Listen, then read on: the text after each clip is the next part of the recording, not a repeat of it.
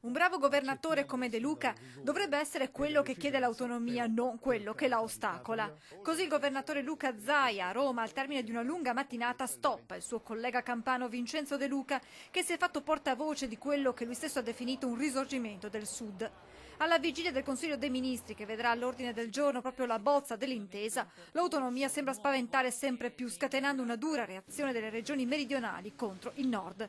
Dure le dichiarazioni di De Luca. Faremo di tutto per bloccare il processo dell'autonomia differenziata, ha spiegato, se vengono meno le questioni di contenuto e metodo democratico. Siamo pronti, ha precisato poi, al ricorso alla Corte Costituzionale, alla mobilitazione sociale e alla lotta. Dobbiamo cominciare a raccordarci con le altre regioni del Sud. Se dovesse andare avanti un percorso di autonomia differenziata con i contenuti che abbiamo letto sugli organi di informazione, che sono stati esplicitati da alcune forze politiche, è evidente che noi andiamo, ed è bene finirla con le ipocrisie, a rompere l'unità nazionale e ad abbandonare il Sud al suo destino. Pronta la replica del presidente Zaia, che ha spiegato come l'autonomia non sia mai contro qualcuno, ma sia la via per favorire la vera assunzione di responsabilità nelle nostre comunità. Azzoppare chi è bravo per fare in modo che ci sia un'equa divisione del malessere mi sembra proprio che non sia una vera soluzione. La vera soluzione invece è aiutare chi ha difficoltà a crescere e arrivare a livelli qualitativi dignitosi, ed è esattamente questa la sfida. Pensare di penalizzare chi produce